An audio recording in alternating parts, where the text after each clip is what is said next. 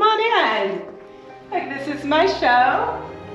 And these are snippets from the poetry I've done. And this one is artist gives us the eyes to see. And because the artists do, and these are through my eyes.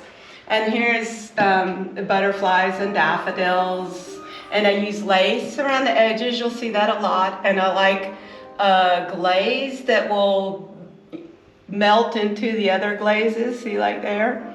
So that's really pretty. So all of them are done with glazes. And this is one of the first ones I did with a lot of different components. These are all little molds I've made. And that's the garden hut. And this is the iris pond with the hummingbird and the little bees. This is about clay. I hold the clay in my hands and I dream what it's going to be. And so these are dreams in mud, I guess.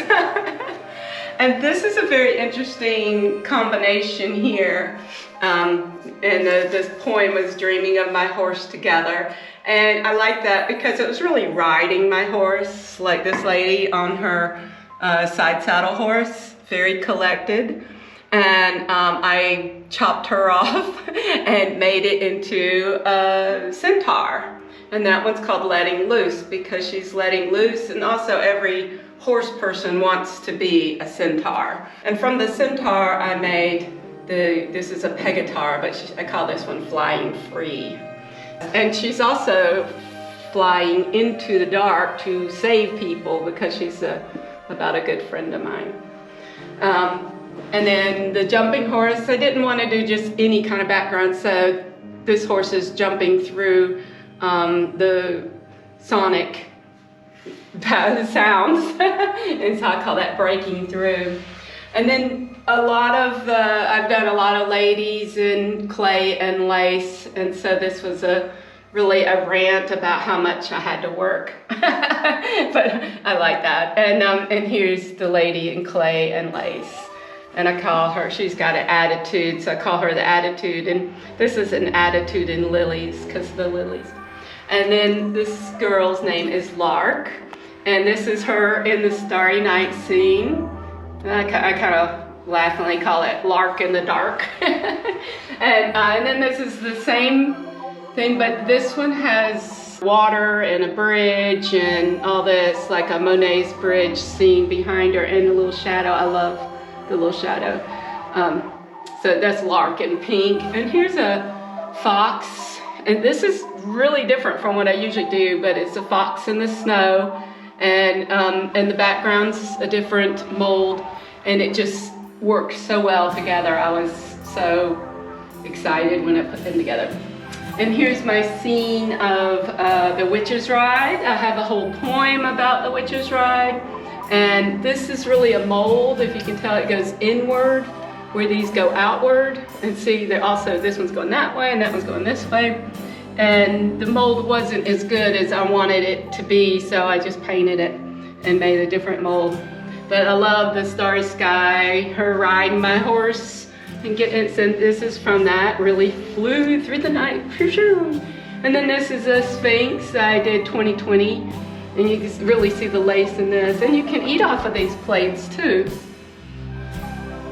And the guardian of the castle with the wolf and the dragon. And this is really starry sky. It just looks so cool. And here's the kiln prayer. God, thank you as I load this kiln. Thank you for the skill to make a piece of mud into a plate as I put it in to bake. Thank you for the intense desire to leave a form to be admired and make it strong in this fire. Thank you, God, for knowledge passed down to this human on the ground, where I work, laugh, and play. Thank you for the kiln this day. So we are very thankful for the kilns because, you know, this is what we get out of them. And this is one of the first combination I did, and you can see it's you know, it's nice and it's color, but this is matte. This doesn't have any clear glaze on it. It's just got what we call underglaze, and he does too, so that it's matte and not shiny. I really like that, and I'm going to do more of that. And then this is Popsy on Rosie, who is a lot like my sister who rides a motorcycle. And so I sent her a picture of this for her birthday present. Yeah, they don't always get pottery, my sister. But anyway, this one's called Ride, Sister, Ride, because I wrote a poem about my sister riding. And this is another poem about the clay and how very humble it is, because you can do all this stuff with it, and it's very humble. It lets you do it. If you didn't know what humble is, just think of clay. And this is an older mold that I did in the 90s, but you can see it still works just as fine. And this is my new glazing technique with more impressionistic, and I just call him the Great Blue. And then this is a lovely little dish with my sweet elephant. And my sister said, well, you don't want to be in his way, so that's what we named it. And this is the matriarch. This one also is an older mold that I did, and that came with the great heron. So we named her the matriarch because she's the big one. And once again, you can't really tell probably on the video, but the tusks only have underglaze on them and no shiny glaze, so they're not shiny. And I have to draw in the tails, so it's always different. All the tails are different on them. And this is a newer one, and he's like, what the heck? That's what I named it. And I just call this the Savannah. And my lion, he's just a beautiful creature. And this is more pottery poems, a broken pot, a shattered dream. Because if you break a pot, that was a dream you had. And these are all dreams and obviously thoughts I've had. And here's a heron in the swamp. My sister went and took a lot of pictures of the swamps, and I really like the herons in the swamp and the owl up there. And then this is a collection. There's 4 different ones, and you can see my way of glazing and how I got more impressionistic. And this was like the first thought of doing some impressionistic, because glaze coloring is not what you put down. It changes in the kilns, so a lot of times you're not sure what you're going to get. But so this is the first, and then this one is great detailed in the impressionistic. It has a cat added to it. See, there's no cat here, nothing there. So this is all one mold, and then I can add a dog or a cat there. And here's another sweet kitty. And I thought this better. And then I had to go out west and get my horses in and my little campers in and the mesas. I had to study mesas to figure out how to make them and how to design them and all that stuff. But these are all the molds I already had. And then I put the camper at the ocean because I missed my ocean trip this year, so I had to go to ocean, a little dragonfly and a little octopi in the water, and a dolphin, and I just change it how I want. And this is called the littoral zone, and it has, I wrote a poem about it. I didn't want to call it just sand, so I looked up this is called the littoral zone, from the wet sand to it gets deep water, and that's where all this happens, and the poem describes what happens. And this is part of it, ebb and flow of the tides. And then this is my mermaid, and this is her, she's calling her friends to come be with her. And then this is her when she meets Bo.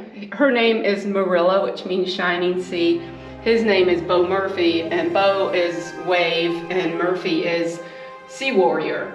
So he's a wave warrior, I call him. And then this is him by himself. Yeah, I just love him, the water horse. He's so cool. And Marilla and her friends again. This looks more like reef water, so I call it the reef friends. And so I think of this as a love story. I sold a pot with the mermaid on it to California, and I put him on a big wave paint by number I was doing. And so he was out surfing the waves when she went to California, and that's where they met. And then this is another poem about a draped bowl speaks. And all of these are draped bowls. It's when you drape a piece of clay into a bowl. And so they're all draped bowl, and obviously they're speaking. Well, if they're not talking to y'all, they're talking to me, that's for sure.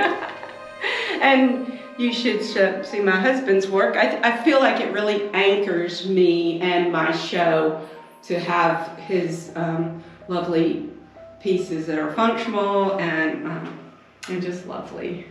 And he gets a poem, and it's called Just the Ball of Clay, because all of this work starts with a ball of clay. We ball it up in 1 pounders, 2 pounders, 3 pounders, and he throws it on the wheel and turns and makes, you know, a mug or a vase or whatever he weighed it out to be. And so these big things were 20 pounds. And if you ever saw anybody work 20 pounds of clay, it is shaking them up, you know, just. And so you have to be very strong to do a bowl of this size. But you can see he's really got a handle on the making of pottery. And it's all microwavable, dishwasher, and oven safe.